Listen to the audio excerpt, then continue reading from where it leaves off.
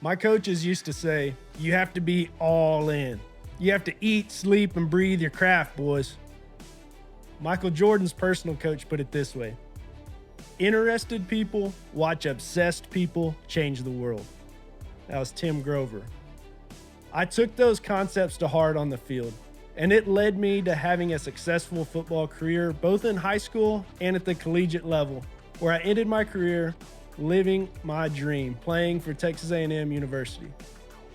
I have now shifted that work ethic and obsession from the field to the pasture. And like you, I absolutely love the show cattle industry. It's hard, it's competitive, it's rewarding, and it's addicting. Here, I want to share that obsession with you. I want to discuss how to climb the mountain of success and change our operations and our industry for the better. It's time to turn on the film and get coached up on the Cattle Coach Show. Hey, today's episode is sponsored by Bullnanza Stud Services. Bullnanza is located in Stillwater, Oklahoma and Sweetwater, Texas, and they have the opportunity to work with and provide services for the top operators and top bulls in the entire world, whether it be housing, collecting, storage, or promoting. Bullnanza is your answer for all your bull customer needs. If you want to learn more or find out how Bullnanza can help you, check out the link below. Now let's get back to the show. All right, it is a beautiful day that the Lord has made, and today we're going to get into one of my favorite subjects, what 90% of people that call me want to talk about, and that's breeding cattle. I'm going to have a focus today on breeding opposites to opposites. There's a lot of different breeding philosophies out there. There's a lot of different breeding philosophies that work for different operations, different people, different styles. One that I have a firsthand experience with that has worked for me and that I think a lot of people can benefit from is one that is breeding opposites to opposites. Whenever we think about that, there's pretty much three different ways that we can go. You have type and kind. So one extreme type of animal, like a cow that is really geeked out and good looking and long necked and maybe a little bit tubular, maybe a little bit tight. And then you want to breed that one to something complete opposite type and kind and hope that you end up meeting somewhere in the middle. So you have a bull that's extremely massive and soft and soggy and those type of things.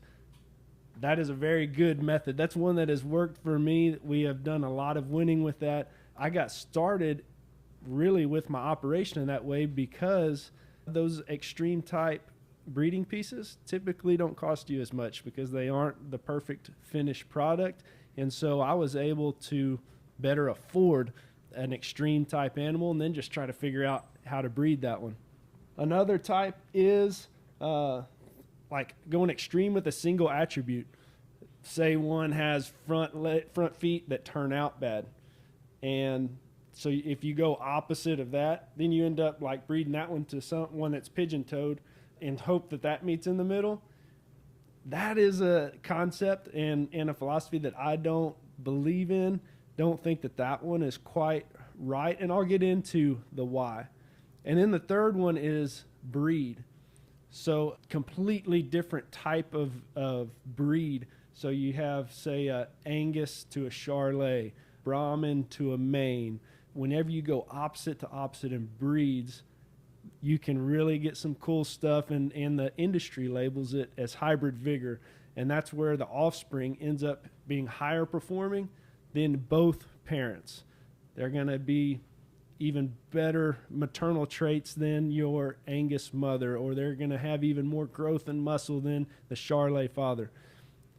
And so what I did in my show cattle operation was I took these principles of hybrid vigor and crossing, and then the funds that I had to work with, and it ended up teaching me a whole lot about what to do and what not to do as far as breeding cattle goes. So if you're into trying to figure out how to match them up, that's what we're going to talk about today, with the emphasis on breeding opposites to opposites.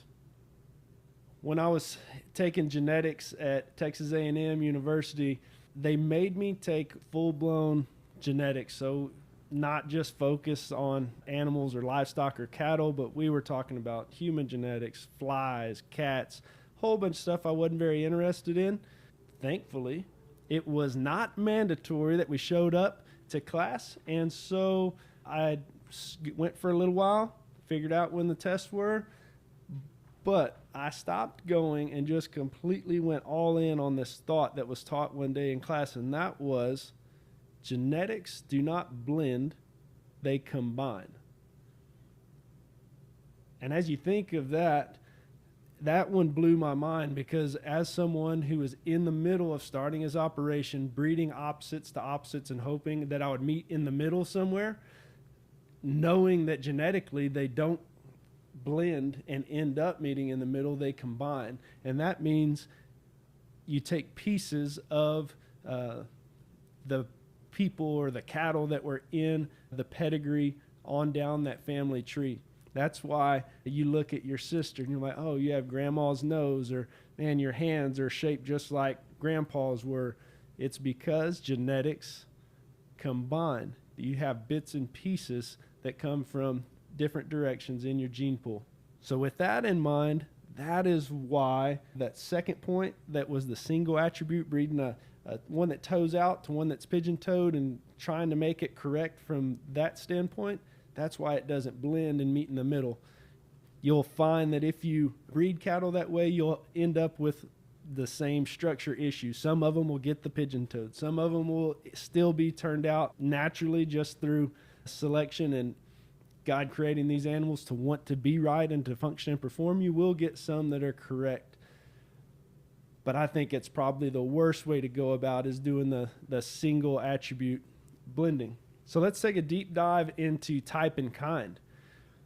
Type and kind was one that really did a lot for me. I actually combined that with the breeds opposites, and so I had the best of both worlds there. I had a lot of hybrid vigor going on, and I had opposite to opposite in physical stature. And with that, I had a lot of success. I want to show you my favorite example of this opposite to opposite deal that I'm talking about. If we could pull up real quick the Brahmin bull of mine that I got from V8 named Just Do It.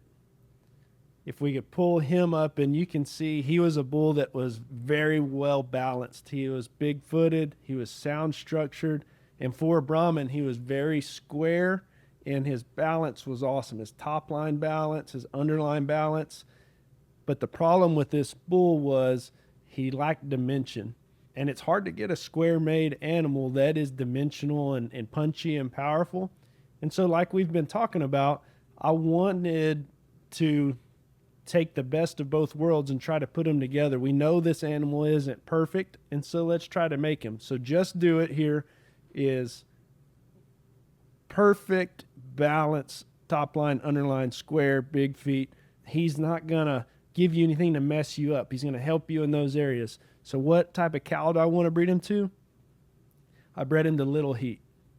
And if you look at Little Heat, this is a cow that is very, very moderate.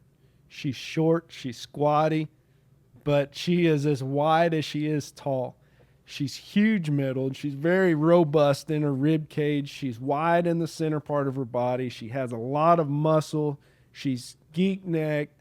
She's one that is just very extreme, and extreme in all the ways that Just Do It isn't. She's also just a little bit hammer-legged. In her hock, she's a little restricted. Her bone work is nice, but it's not really big. I mean, it fits her skeleton, but she's small, and so she's not the biggest bone. So we take a female that is very moderate, very wide, very dimensional, very powerful, that could be given a shot more athleticism and some bigger feet and just keep that balance and give a little growth. So we use a Brahmin bull. We use Just Do It, and we created one of my favorite calves that I've ever raised that was shown by Kolten White. We could pull him up. This was him at Houston. This calf won everywhere he went all summer. He was a very dominant, special animal to me and to the White family. And he ended his career being talked about in the Graham Drive. He was breed champion Brahmin. He was a very special one. And so this is a perfect example of breeding opposites to opposites and trying to create what we call the perfect animal out of just bits and pieces from the top and bottom side of the pedigree. Today's episode is brought to you by the Cattle Coach Academy. This is an online course that's whole objective is to help make you profitable. You take your cattle business and what you know, and then couple it with the teachings and strategies that are brought forth to you in this course, and it'll take you to a whole nother level. It is designed and goes into detail about the ins and outs of managing your money, treating your cattle business not so much just as a passion, but as a business.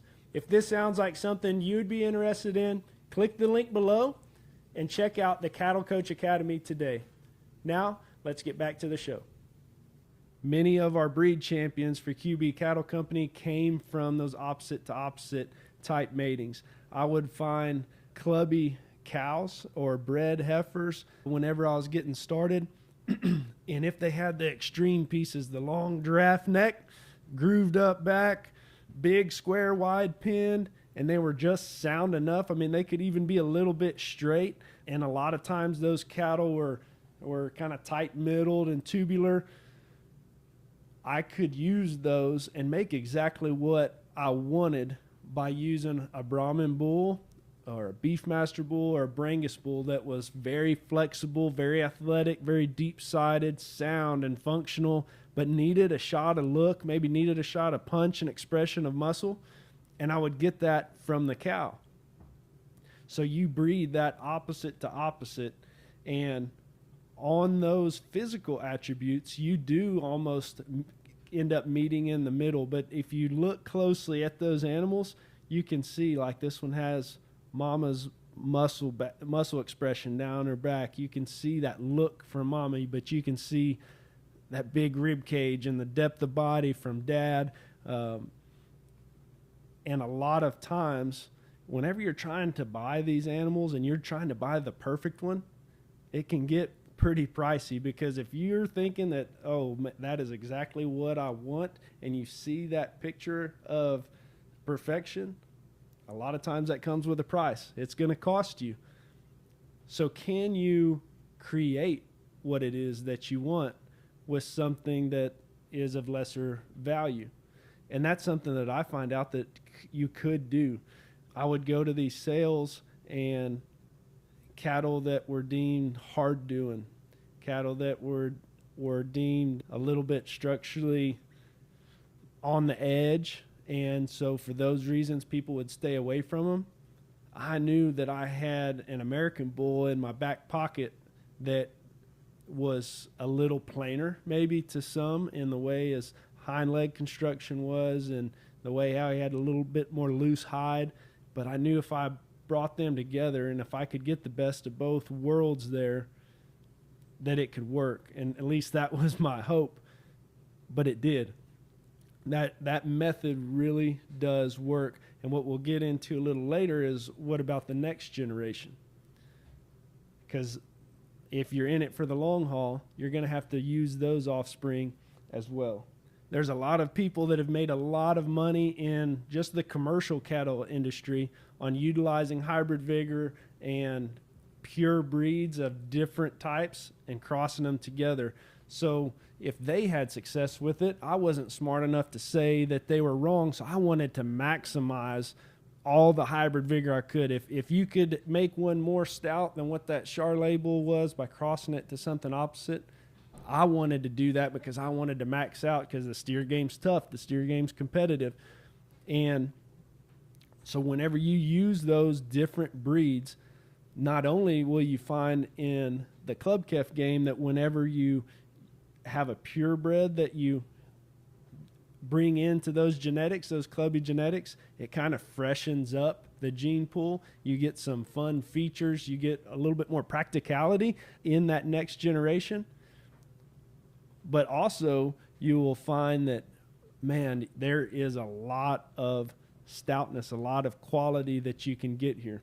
So let's jump in next to two different questions that can arise. And if you come up with more questions and you're kind of curious about the opposite breeding method, just leave us a comment, give me a shout, in some way reach out and ask those questions, and we'll address those later on. The first question is, just like I mentioned earlier, what are you going to do with the next generation? If you say that genetics don't blend, they combine, and you have opposites to opposites, and then you have those heifers as breeding pieces now, what in the world are you going to get whenever you go to breeding on them? Very valid and very good question, and it's one that it kind of depends on which way you go with your breeding program. And here's what I have found with mine. If you breed opposite to opposite in type and kind, but not necessarily breed, if they're similar breed or similar breed makeups and they're just built different than one another, and you crossed them and that's how you got to where you're at, those cattle generally breed very genuine to how they look, I have found. So if you have one that has put it all together and has a lot of the pieces that you want, she's going to breed very similar to that, as long as you don't try to extremely change her in that next generation. You can breed a similar type to what she is, especially if she came out how you want your cattle to look. And she's going to breed fairly consistent. Now, colors will be more inconsistent, but if you're in the show deal, if you're just wanting a consistent build or type or look, to me, those cattle breed very true to how they look. Now, when they don't, that's when you went opposite to opposite breed. When you breed we'll stick with this example because it's what I know best. When you breed a Brahmin to a clubby, that's about as opposite and to opposite as you can get in every way, shape, and form, including breed. Those females are going to come out and probably be built extremely similar to one another. That's going to be a consistent mating. But the next generation, whenever you take those females and start to breed on them, you're going to get a little bit of everything. You're going to have one that looks like a Brahmin, one that looks like a quarter blood, one that looks like a straight exotic, and you ask yourself, why and how? And it's because genetics don't blend, they combine. You're getting a little piece of grandma from this side, grandpa from that side, mom from this side, mom from that side, and that's why you'll get these just different odd combinations.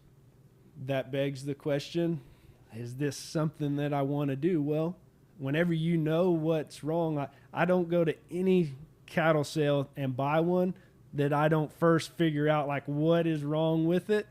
And if I can live with that and say, okay, I can work with this, I can breed around it, I can tolerate managing this. If I know what's wrong and I'm okay with it up front, I'm good. Same situation here. If you keep these females and you know the hurdle that you're going to have to climb, and then you can just breed around it just like you did with their parents. But it's very advantageous to know up front. The next question on this topic that I want to answer is this the best method on making a great one? Or for me in my program, is this the best way to breed them? Is opposite to opposite? This is a question that I've asked and tried to answer for myself and asked many old timers and breeders and people that are professionals in the industry. And here's what I'll say. For certain animals, absolutely the best way to get what you want out of them is to breed them opposite. But I'm not going to sit here and tell you that it is the best way to make the best animal possible. I think that I would prefer to have a great animal and breed that one to a great animal and have perfection to perfection and create perfection and consistency. But that isn't what we're handed all the time, especially when you have whenever you hear the term breeding piece, a lot of times that's used in the show ring. This one gets fifth today, but man, she's a good breeding piece. And it can make you mad because they called her good and placed her fifth all in the same breath, but she's not the total package, right? And in the show ring, it's so competitive, we have to create the total package. And that is what is so cool about heifers and bulls versus steers is heifers and bulls, you have a generation to fix the flaw. To me, it all boils down to money. And we're so passionate about this. Some of us don't care about the money at all. I know I was that way. But here's the deal. What makes a good cow? What is good? Is it one that can have a calf on her own and have a beautiful udder and breed back every year and wean the heaviest calf? Yes, in all those situations. But what makes a cow good is one that makes its owner money, however that may be. And if you're in the show industry, you should know that you're expecting, whenever you sell the offspring, you're expecting a premium for those calves, right? And so it's going to come with a little more labor, a little more management, a little more risk than a commercial operation that is trying to minimize costs because their selling point is a lot lower. So whenever I look at a set of say, keeping heifers, I'm looking at them and putting a value on each one, a dollar value today on each one. And you're going to have that special one that you know that you don't want to sell. And if you do, it's going to be big money. And then you're going to have the kind of middle of the road ones, like, are they too plain, or are they just good functional ones that we can use and I can breed up because they have good genetics to them? And then you're going to have the ones that worry you a little more structurally, or they have some neat pieces, but man, they just don't put it all together. A lot of times, if you sell those cattle, you're going to take a hit on the market, whether it be at the sale born or if you tried to put them in a sale and market them for a premium. The ones that have an obvious issue are going to bring less. So because of that, it draws you in to try to get the most value out of them. To do that, you can keep them, you can manage them, you know their problems, you can manage around their problems, and then you can breed around those problems, and you can make one that had a low value be one of your highest generators if you can find that correct breeding piece to make her best option is breeding to this bull.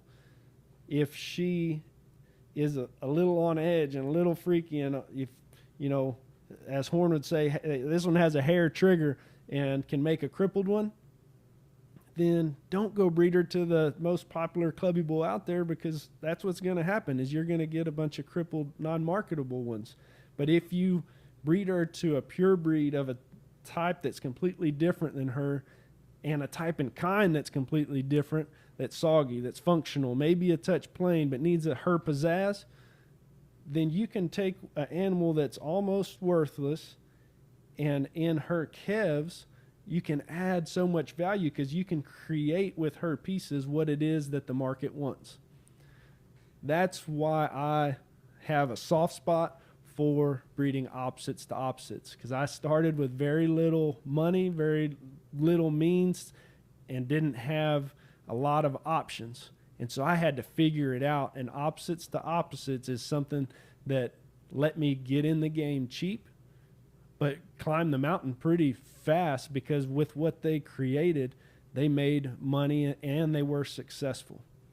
So as we've dug into breeding cattle, I've enjoyed this conversation with you of breeding opposites to opposites. I hope you got something out of it. I would love to hear your story, your situation on how you've utilized opposite to opposite breeding in your operation.